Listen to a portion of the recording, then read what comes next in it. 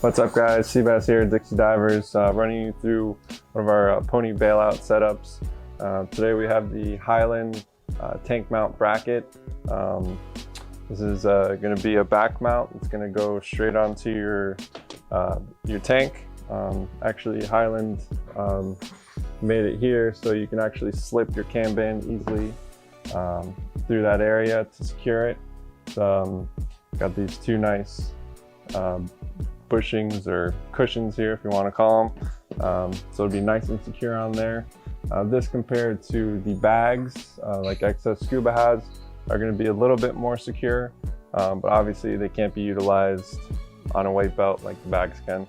So kind of something to think about.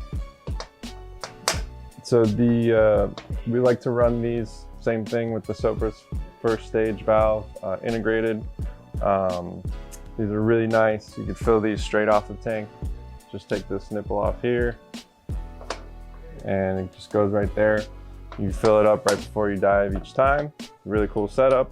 You could also run them with a classic valve and your own first stage if you wanted to as well.